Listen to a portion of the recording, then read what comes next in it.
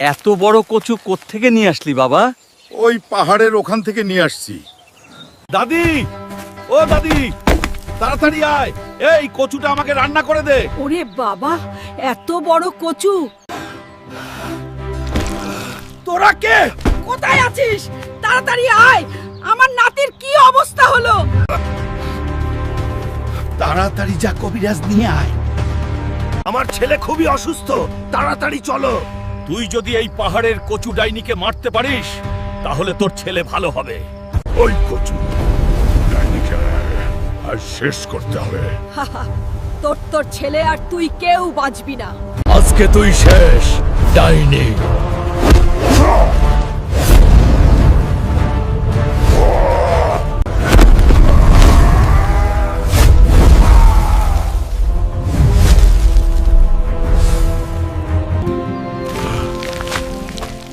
দাদি, আমি ভালো হয়ে গেছি। কবিরাজ মশাই, আমার মার এই অবস্থা, আপনি কিছু করুন। তোর মাকে বাঁচাতে হলে সমুদ্রের নিচ থেকে একটি কুমিরের বাচ্চা নিয়ে আসতে হবে। আমি এখনই যাচ্ছি কুমিরের বাচ্চা আনার জন্য। আমার মাকে বাঁচাতেই হবে, যে করেই হোক। সমুদ্রের নিচ থেকে কুমিরের বাচ্চা আমাকে আনতেই হবে। কোথায় পাবো কুমিরের বাচ্চা? এখানে তো কিছুই দেখতে পাচ্ছি না। ওইদিকে কুমিরের রাজ্য, ওখানেই পাবে। ধন্যবাদ আপনাকে। সবাই এটাকে ধরে নিয়ে চল, আমার ছেলের অনুষ্ঠানে একে আমরা খাবো। আমার মা খুব অসুস্থ, আমাকে সাহায্য কর। সমুদ্র থেকে আমাকে কুমির রাজা ধরে এনেছে। তার ছেলের বার্থডে অনুষ্ঠানে আমাদের দুজনকে খাবে ওরা সবাই। বন্ধুরা, সবাই আমাকে লাইক কমেন্ট করো, শক্তি দাও। আর নেক্সট পার্ট দেখতে চাইলে সবাই কমেন্টে জানাও। আমাকে এখান থেকে বের হতে হবে যে কোনো উপায়ে। আমার মার অবস্থা ভালো না। আমাকেও তোমার সাথে নিয়ে যেও। আমরা সবাই আজকে এই দুইজনকে খাবো মজা করে। সবাই আমাকে লাইক কমেন্ট করে শক্তি দিয়েছে।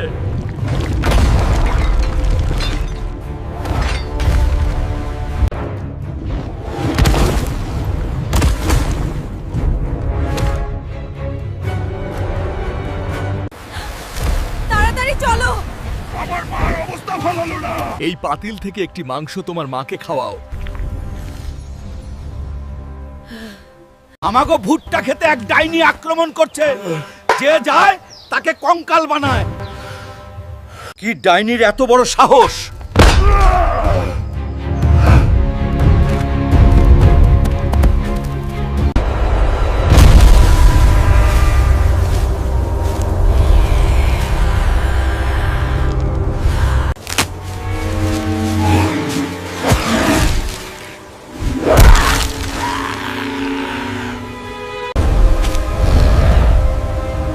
আজ তোর শেষ।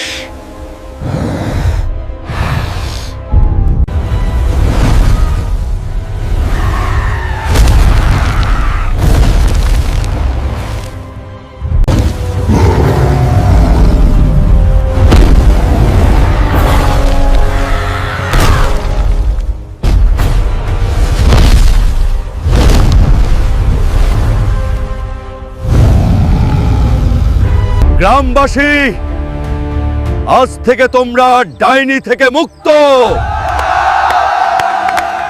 কালকে উত্তরপাড়ার বাড়িটা দখল করতে হবে, ঠিক মতো চলে যাস। ঠিক আছে স্যার, তবে কাজ শেষ হওয়ার সাথে সাথে আমার কমিশন দিয়ে দেওয়া লাগবে।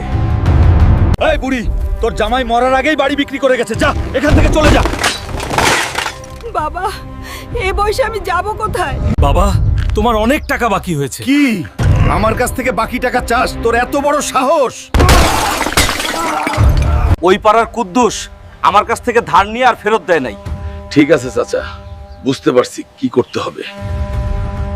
মহাজনের কাছ থেকে টাকা নিয়ে আর কেন ফেরত দিলি না? মহাজনের সব টাকা ফেরত দিয়েছি, কয়বার ফেরত দিতে হবে?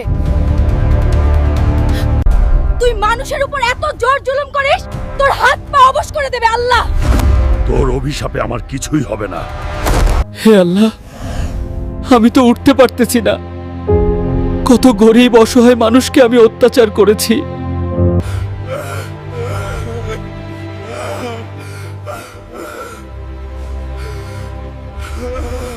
দাদি, আমরা গরিব বলে আমাদের দাওয়াত দেয়নি, চিন্তা করো না দাদা, আমি চেয়ে কিছু মাংস আনবো তোমার জন্য।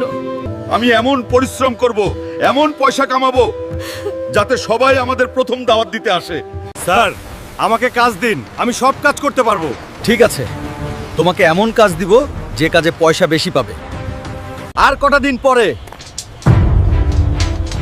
আমি বাড়ির কন্ট্রাক্ট নিব বানিয়ে দেওয়ার জন্য।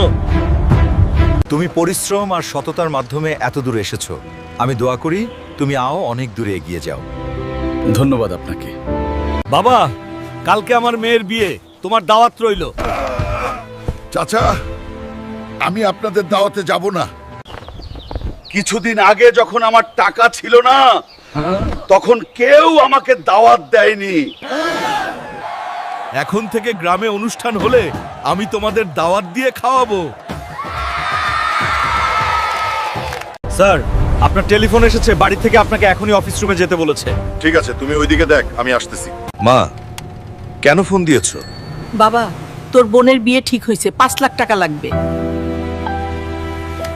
ভাই, কি হয়েছে? তুমি এত চিন্তা করছো কেন? বোনের বিয়ে 5 লাখ টাকা লাগবে। আপনি স্যারের কাছে যান, গিয়ে কিছু একটা ব্যবস্থা করেন। স্যার, আমার বোনের বিয়ে 5 লাখ টাকা লাগবে। ওকে, আমি অ্যাকাউন্টে দিয়ে দিচ্ছি, তোমার বেতন থেকে আমি প্রতি মাসে কেটে নেব। হ্যালো মা, টাকা তোমার অ্যাকাউন্টে দিয়ে দিয়েছি। বাবা, পেয়েছি। কালকে তোর বোনের বিয়ে, তুই না আসলেও সমস্যা নেই, আমরা চালিয়ে নিব। আজকে বিয়ে? ওহো, আমি না বলেই চলে যাব। সবাইকে একটা সারপ্রাইজ দিব। মা, আমি চলে এসেছি 1 মাসের ছুটি নিয়ে। এই ছুটির টাকাটা তো তুই পাইতি, তাহলে আমরা আরেকটু ভালোভাবে চলতে পারতাম। এই বিয়েতে অনেক ধার দেনা হয়ে গেছি, তুই কেন আসলি? এই টাকা দিয়ে তো কিছুটা ধার শোধ করতে পারতাম। আমি তোমাদের টাকার মেশিন, আমাকে তোমরা ভালোবাসো না। ভালোবাসা শুধু আমার টাকা। আমি চললাম, আমি আর কখনো আসবো না।